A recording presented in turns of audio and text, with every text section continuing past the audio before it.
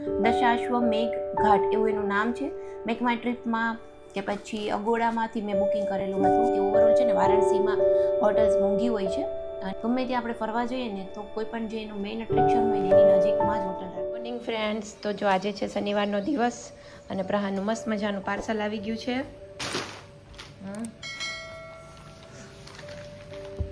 ચલો અનબોક્સ કરો. તોડી નાખ ને, એ પેપરની જ છે બેગ, પેપર બેગ જ છે, તોડી નાખ.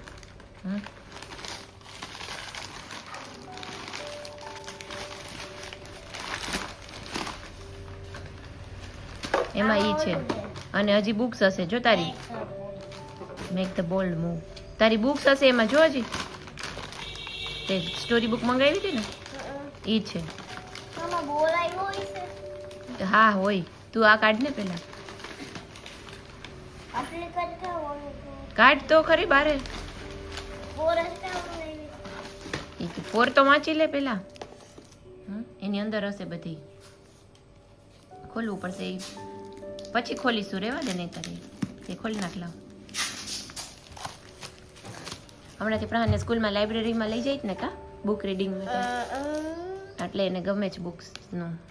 તો કહેતો હતો કે મને મંગાવી દે. લાવ હું ખોલી દઉં, તું ઓલું ખોલ. જો આ છે ને એનું કવર છે. જો best selling children story book. ઘણું છે હો. આમાં બોલે છે ને, બોલ ને બધું બોલ ને દોરી છે ને. બસ જો એમાં પાણી ભરી દે એટલે ખસે નહીં. અને જો આ બુક્સ છે એડવેન્ચર સ્ટોરીઝ ફોર ચિલ્ડ્રન. જો માસી ભરી દે જા. પછી શું છે અમેઝિંગ સ્ટોરીઝ ફોર ચિલ્ડ્રન.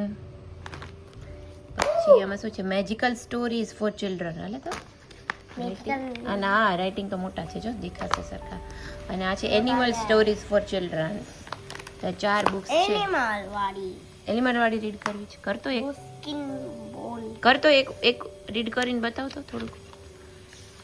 હા ત્યાંથી વાંચો. વાંચો. બંધ કરી દો કેમેરો. ઓકે. હેલો નમસ્તે ફ્રેન્ડ્સ. તો જો સ્વાગત કરું છું ફરીથી બધાનું એક નવા વિડીયોમાં. આજે છે શનિવારનો દિવસ અને બસ જો સ્કૂલમાં રજા છે એટલે આરામથી ઉઠ્યા છીએ. 9 વાગે તો આજે હું ઉઠી છું પહેલી વાર. આમ તો કેમ કે પહેલાં એવું થતું હતું પ્રહારની સ્કૂલનો ટાઈમ વહેલો હતો ને તો કોઈ દિવસ હું 9 વાગ્યા સુધી સૂતી જ નથી. બટ આજે થોડુંક મને એમ હતું કે હું લેટ ઉઠીશ. કેમ કે અમારા બેડરૂમમાં સૂઈએ ને તો અહીંયા તો વહેલી ઊંઘ ઉડી જાય. કેમ કે અહીંયા છે ને સનરાઈઝ થાય ને તો એકદમ સીધું બારીમાંથી જ એમ તડકો આવી જાય ને અંજવાળું થઈ જાય. એટલે હમણાંથી છે ને હું પ્રહારના બેડરૂમમાં અમે સૂઈએ છીએ. કેમ કે ત્યાં શું છે કે ઠંડક બહુ સરસ હોય છે ત્યાં. એકદમ એસી પણ ન કરવું પડે. બારી ખાલી મચ્છરજાળી બે બાજુની ખુલ્લી રાખીએ ને તો એટલી સરસ ઠંડી હવા આવે ને. ત્યાં પંખો પણ ધીમો કરવો પડે. અને અહીંયા અમારે એ જ પ્રોબ્લેમ થાય. મારા હસબન્ડને એસી ન જોઈએ, પંખો ધીમો જોઈએ અને સવાર થતાં આ રૂમ બહુ જ ગરમ થઈ જતો હોય છે. એટલે પાછળના રૂમમાં સૂવાની બહુ મજા આવે. એટલે રજા હોય ને સેટરડે સન્ડે મોસ્ટલી કાં સ્કૂલમાં કોઈ હોલિડેઝ આવતા હોય ત્યારે અમે સૂવાનું ત્યાં રાખીએ રૂમમાં. એટલે કાલે બી ત્યાં સૂતા હતા અને અત્યારે જો દિશાલી આવી છે. સેટરડે સન્ડે હોય રજા હોય એટલે એનું કંઈક ફિક્સ જ હોય. કોઈક ફ્રેન્ડ તો જોઈએ જ. એટલે જોઈએ દિશાલી આવી ગઈ છે. દિશાલી એક્ઝામ કેવી જાય છે? સારી છે. કેટલા પેપર બાકી છે? એની એક્ઝામ ચાલે છે. હું જાઉં છું માર્કેટમાં. હા એ લઈ લો. હાલો બે પણ ત્યાં માસી પોતું કરે છે. જરાક પોતું સુકાઈ જવા દે. હું અહીં આપી જાઉં તમને બેને. કયું ખાવું છે? બેડ ઉપર ધોડો છો તમે બે પછી. જો મારે છે ને મશીન છે ને એને સર્વિસમાં દેવાનું છે અને સાડી છે ને એ પાછળ થેલામાં ભરી છે, ફોલછડામાં દેવાની છે. તો ત્યાં જ બેસીને ખાઈ લો બે રસોડાની બાલ્કનીમાં. જાઓ. તો ચાલો જઈએ થોડું માર્કેટમાં કામ પતાવી આવીએ. આ બંને અહીંયા રમશે ત્યાં સુધી. સો ફ્રેન્ડ્સ જો માર્કેટમાંથી આવી ગઈ છું અને ફ્રીજ ખોલીને બેઠી છું. એકદમ આમાં ઠંડુ ઠંડુ હવા આવે ને મજા આવે. શાકભાજી હા જોઈ લઈએ શું બનાવીશું. જો આજે છે શનિવાર અને શું કહેવાય કે અડદની છે ને દાળ બનાવી છે. અડદની ફોતરાવાળી જે દાળ આવે ને કાળી એ.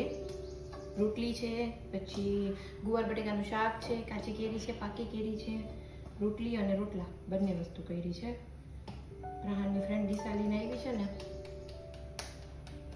તો જો એ બંને જણા ઉપર રમે છે. પેલું ક્રિકેટનું નવું આજે મંગાવ્યું જ ને એટલે મેં કીધું છે ને ફટાફટ 2 રોટલા બનાવી દઉં પછી જમી લઈએ.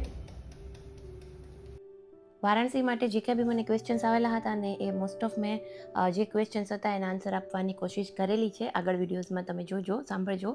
અને જો પણ કંઈ પણ પૂછવાનું હોય, કંઈ રહી જતું હોય તો કમેન્ટ કરીને ફરીથી જણાવજો, તો હું કમેન્ટ સેક્શનમાં જ ટ્રાય કરીશ આન્સર આપવાની. અને વિડીયો આખો જોજો. વિડીયો ગમે તો લાઇક, શેર, સબસ્ક્રાઈબ જરૂરથી કરજો. ચાલો વિડીયો કન્ટિન્યુ કરીએ. હેલો ફ્રેન્ડ્સ, તો જો આજે છે શનિવારનો દિવસ અને આજે આમ તો બીજું કંઈ કામ કર્યું નથી. થોડું ઘણું બજારમાં જવાનું હતું એ કર્યું છે. અને બાકી શું કહેવાય કે મને છે ને કાશી માટે લોકોએ પૂછ્યું હતું કે તમે ક્યાં રોકાણા હતા અને કઈ હોટલ હતી. તો અમે લોકો દશાશ્વમેઘ ઘાટ જે મેઇન ઘાટ છે, ત્યાં મેઇન આરતી થતી હોય છે, ગંગા આરતી, ત્યાં નજીકમાં જે એક હોટલ હતી, હોટલ સુપર હોટલ ઓ દશાશ્વમેઘ ઘાટ એવું એનું નામ છે. મેક માય ટ્રીપમાં કે પછી અગોડામાંથી મેં બુકિંગ કરેલું હતું. તો એમાં તમે સર્ચ કરજો. જો હું તમને નામ બતાવું, જો આ એનું નામ છે.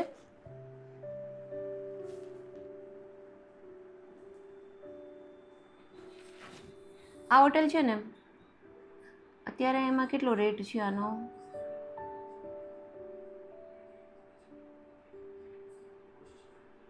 અત્યારે કંઈક 1700-1800 બતાવે છે. બટ આ આજનો રેટ હોય છે. પણ અમને લોકોને ત્યારે કંઈક શું કહેવાય 2000 કે 2300ની વચ્ચે પડેલી હતી. કેમ કે ત્યારે ટુરિસ્ટ પ્લેસ, ત્યારે મતલબ ટુરિસ્ટ બહુ જ હતા. કેમ કે ઈદનો અને એ ટાઈમ હતો ને ત્યારે 4-5 દિવસની રજાઓ ઘણી હતી. એટલે ત્યારે મંદિરમાં પણ બધી રશ હતો અને હોટલ્સ પણ મોંઘી હતી. ઓવરઓલ છે ને વારાણસીમાં હોટલ્સ મોંઘી હોય છે. અને જો બહુ સસ્તી હોટલ પણ મળી જાય છે, પણ એ એટલી ચીપ હોય છે કે તમને ગમે જ નહીં. ટોયલેટ બાથરૂમ તો એના બિલકુલ ન ગમે. એટલે બંનેને ત્યાં સુધી હોટલ સારી જોવાની. આમ કમ્પેરેટિવલી બધી મોંઘી જ હોય છે. કદાચ આપણે અમદાવાદમાં તો નહીં, પણ બીજી જગ્યાએ ગમે ત્યાં ટુરિસ્ટ પ્લેસમાં જઈએ ને તો 2000માં સારામાં સારી હોટલ મળી જાય. બટ વારાણસીમાં તમને ઓપ્શન ઓછો મળે, 2500-3000 સુધી જવું પડે. બટ લકીલી મને છે ને આ ઓપ્શન મળી ગયો હતો. અને હું છે ને હોટલ માટે મેં બહુ જ સર્ચ કર્યું હતું. કેમ કે એક વસ્તુ તો મારી એવી હતી કે હું છે ને મેઇન અટ્રેક્શન જ્યાં હોય ને ત્યાં જ હોટલ સિલેક્ટ કરું. એટલે વારાણસીનું મેઇન છે મંદિર અને ઘાટ. મંદિર અને ઘાટની મારે નજીકમાં જ રહેવું હતું અને સારી હોટલ જોઈતી હતી. હવે બહુ સારી હોટલ હોય ને તો એ બહુ કોસ્ટલી હતી. ત્યાં 3-4-5 હજાર એવી રીતના, પછી હાઈએસ્ટ. એટલે મને એક 2000ની આજુબાજુના બજેટમાં જ જોતી હતી હોટલ. એટલા માટે તો ઘણું બધું સર્ચ કર્યા પછી મને આ હોટલ મળી હતી. અને આ હોટલ બહુ જ સરસ છે. આનું લોકેશન બહુ સરસ છે. હોટલની બહાર ગલીમાંથી નીકળીને એટલે સામે ચા છે, ઢોસાવાળા છે, ખાવું પીવું બધું જ મળી જાય. શોપિંગ બધી મળી જાય. એકદમ લાઈવ લોકેશન. મંદિર ત્યાંથી નજીક, ઘાટ તો ત્યાંથી સાવ નજીક. મેઇન જે ગંગા આરતી થાય છે ને દશાશ્વમેઘ ઘાટની, એ પણ ત્યાંથી સાવ જ નજીક છે. એટલે આ હોટલ બહુ સારી હતી અને સજેસ્ટ કર્યા જેવી છે બધાને, એટલા માટે મેં સજેસ્ટ કરેલી છે. અને સૌથી પહેલાં છે ને વારાણસીમાં ક્યાંય પણ કોઈ પણ ગમે ત્યાં, વારાણસી નહીં, ગમે ત્યાં આપણે ફરવા જઈએ ને તો કોઈ પણ જે એનું મેઇન અટ્રેક્શન હોય ને એની નજીકમાં જ હોટલ રાખવાની, કે જેથી કરીને એ એરિયા છે ને હંમેશા માટે લાઈવ હોય, માણસોની અવરજવર હોય, ત્યાં બધી જ વસ્તુઓ મળતી હોય, શોપિંગ ને બધું, એટલે મજા આવે. એટલે મેં આ હોટલ રાખેલી હતી. બાકી સિટીમાં આમ થોડા દૂર ને જઈએ ને તો સસ્તી અને સારી હોટલ પણ મળી જાય. બટ હું પ્રિફર એવું કરું કે મંદિરથી નજીકમાં જ રાખવી જોઈએ હોટલ, કે આપણે 2-3 વખત 4 વખત જઈ શકીએ. અમે લોકો 5 દિવસમાં 3 વખત મંદિરે દર્શન કરવા ગયા હતા અને બહુ જ સરસ દર્શન થયા હતા.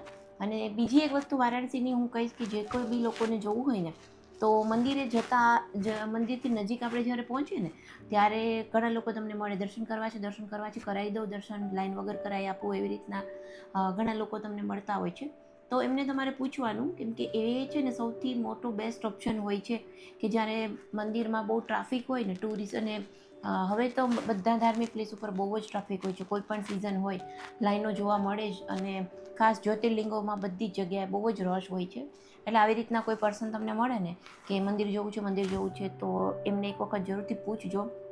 કેમ કે અમે લોકોએ જ્યાંથી સાડીની શોપિંગ કરી હતી ને અમને કોન્ટેક આપેલો હતો અને એમના કોન્ટેકથી અમે બીજી વખત દર્શન કરવા ગયા હતા ને તો અમે એકદમ નજીકથી સ્પર્શ દર્શન કર્યા હતા. લિંગના સ્પર્શ દર્શન કરેલા હતા.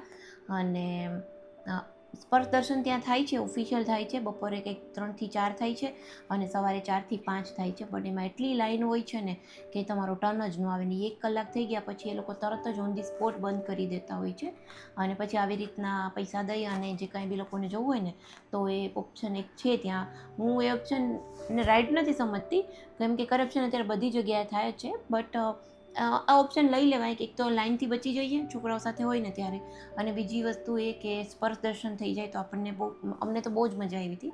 એકદમ સરસ થઈ ગયા હતા અને પર પર્સન 500 રૂપીસ લીધા હતા. એ જે કંઈ બી વચ્ચે એજન્ટ હતો ને અમને વચ્ચેથી જવા દીધા હતા. એમાં પણ લાઈન હોય બટ એમાં તરત જ વારો આવી જતો હોય છે, એટલે કલાકમાં દર્શન કરી પૂજા કરી અને મસ્ત ફ્રેશ અમે મતલબ થઈ ગયા હતા. તો પહેલી વખત જ્યારે અમે ગયા હતા ને ત્યારે ઓફિશિયલ લાઇનમાં જ ગયા હતા, તો બહુ જ ટાઈમ લાગ્યો હતો અને એટલે મજા નહોતી આવી. દૂરથી દર્શન કરે ને એ લોકો બહુ જ ભગાવતા હોય, જલ્દી કરો એવી રીતે. બટ સેકન્ડ ટાઈમ મને બહુ મજા આવેલી હતી. એટલે આવી રીતે જે કોઈ બી આપણને રોડ પર મળે ને તો એક વખત એમનો કોન્ટેક જરૂરથી કરજો, કેમ કે એ લોકો આવી રીતના કરાવી આપતા હોય છે એટલા માટે. બાકી ઓવરઓલ એક્સપિરિયન્સ સારો રહ્યો વારાણસીનો. ફરવા માટે હું કહીશ કે છે ને આપણે જાતે જ ટૂર પ્લાન કરાય, કેમ કે જાતે ફરવા જઈએ ને તો આપણે આપણી રીતના ટાઈમ સેટ લઈને જઈએ, આપણી રીતના પ્લેસીસ ફરી શકીએ. કોઈ પ્લેસ આપણને વધારે ગમે તો ત્યાં વધારે રોકાઈ શકીએ. અને એકદમ ટૂર પ્લાન જે કરતા હોય ને, ટૂરમાં એજન્સી થ્રુ આપણે જતા હોય તો એ લોકો બધી વસ્તુના પ્લાન બનાવતા હોય, અડધી કલાક અહીંયા, અડધી કલાક અહીંયા, અડધી કલાક અહીંયા, અને એવી રીતે ફરવામાં મજા ના આવે બિલકુલ બી. રિલેક્સ થઈ અને 2 દિવસ વધારે લઈને જવાના, બટ આપણી રીતે ફરવાની જે મજા આવે ને એ કંઈક અલગ જ હોય છે. એમાં આપણે બધું બુકિંગ જાતે કરવું પડે, હોટેલ છે, ટેક્સી છે, પ્લસ ક્યાંય બી જવું આવવું હોય બીજું અહીંથી ટ્રેન છે, ફ્લાઇટ છે, બધી વસ્તુ. બટ એની એક મજા પણ અલગ હોય છે. જો તમને બુકિંગ કરતાં જાતે આવડતું હોય ને તો એક વખત આવી રીતે જરૂરથી એક્સપ્લોર કરજો. પછી અમે લોકો ઘણી બધી સાડીઓ જે બનાવે છે ને એ બધું જોવા ગયા હતા. ઇન્સ્ટાગ્રામમાં જે મારા 2-3 જે કંઈ પેજીસને ફોલો કરતી હતી ત્યાંથી અમે સાડીઓની શોપિંગ કરી છે. બનારસ એલિગન્સ કરીને એક પેજ છે, ત્યાંથી મેં સાડીની શોપિંગ કરેલી છે અને બહુ જ બધી સરસ એમની પાસે વેરાયટી હતી. બાકી છે ને મેં જે ડ્રેસ ને બધી વસ્તુ છે એ અમારી હોટલની બહાર જ જે કોઈ બી લોકલ શોપ્સ હતી ત્યાંથી લીધેલા છે અને બહુ જ સરસ એરિયા હતો. દશાશ્વમેઘ ઘાટની આજુબાજુ જે કંઈ બી હોટલ સારી મળે ને ત્યાં જરૂરથી રહેવાય, કેમ કે એ એરિયા એટલો લાઈવ છે ને. રાતે 2 વાગ્યા સુધી એકદમ લાઈવ એરિયા હોય અને સવારે પાછું 1 કલાક કદાચ વચ્ચે બંધ થતું હશે, બાકી આખી રાત એ એરિયા છે ને એકદમ મસ્ત ધમધમતો હોય છે. એટલે ખાવું પીવું બધી જ વસ્તુઓ તમને ત્યાં બહુ જ સરસ મળી જતી હોય છે.